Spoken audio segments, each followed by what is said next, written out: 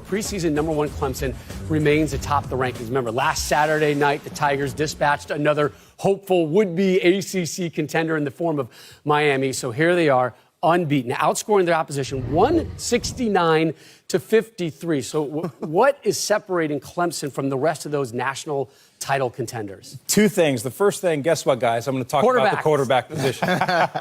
They've hit a home run on the most important position in football, really, for the last decade. I'm going back to Taj Boyd, and then you have Deshaun Watson, who won a national championship. We know how special he is. And then the last 3 years, this guy right there, Trevor Lawrence, probably the best college football prospect we've seen in a long time. Just a tremendous leader on and off the football field. That equals a lot of wins. That helps in recruiting. It's a domino effect. And then the second thing, continuity within a coaching staff. Their offensive coordinator, Tony Elliott, he's had a hand in play calling since 2015. One voice, one system, and then defensive coordinator Brent Venables has been there since 2012.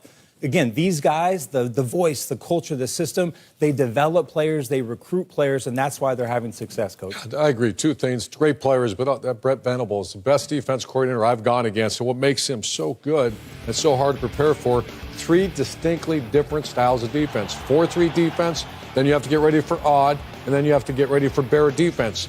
That's almost impossible to do, certainly in a short week. And the way he does it, I've never seen this done before. It's 1/3 odd, 1/3 four down, and 1/3 bear. If you're an offensive line or quarterback, the guys that really have to understand that, that's really hard to prepare for. Yeah. And I remember grabbing him one time. I saw him somewhere. I said, I'm sure when the blowout games, he has someone helping him with that, because it is. I remember looking on the board, came in one time. I said, it's 1/3, 1/3, 1/3. Really hard to prepare for. And like you said, Coach, it is hard to prepare for. It puts a lot of pressure on offensive lines to try to block it up, and on a quarterback, because we saw Derek King get hit a lot. But it also helps with the secondary as well. I have two plays that I want to show you, because I think it just paints a picture of how well coached they are. And both of these interceptions, you're going to see the cornerback does a great job of getting his head around. His head is already around right now. He's playing the football better than the receiver, and I can't even tell you how many times I've seen starting NFL cornerbacks not get their head around. And then the second play, Darren Kendrick does a great job. Press man coverage, getting his head around, and picking the ball out of the air clean. That is the definition of a real island. Press man coverage with no safety help over the top, you come up with the interception. And that's the benefit of some of those defenses that you just talked about. I think you're hearing us talk a lot about the defense, and in part because, that's the difference maker. A lot of high-scoring offenses in college football. The difference is they can do it with Travis Etienne and Trevor Lawrence, but they can also do it on defense.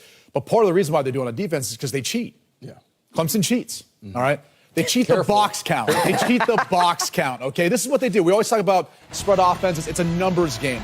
When you look at their front seven, they play with 5-6-man boxes more than anyone else, and they're a man short, yet they still are able to stop the run. And that has a lot to do with the fact that Balen Spector, James Skalski, their linebackers, those guys are active. They're tackling machines. Their front coach, as you talked about, 3-4-man or bear, which is basically covering up both guards, the center, and it creates a 5-man look. That's incredibly difficult for offensive lines to go against. So their front, to me, match with their secondary. They can play on islands. It's the entire defense, the scheme as well, because they're able to cheat that box count and be able to give a lot of offenses struggles dealing with the scheme and mixing it up time and time again. You know what's incredible, too, is you just talk about basic fundamentals. It's something that we don't really see like defenses, that we've seen so many bad defenses this year. And maybe it's the whole offseason, the lack of tackling. But with Clemson, fundamentals, corners playing the ball, we don't see that. That's the difference of winning and losing, Tigers, they've won 25 consecutive games versus ACC opposition. They're in Atlanta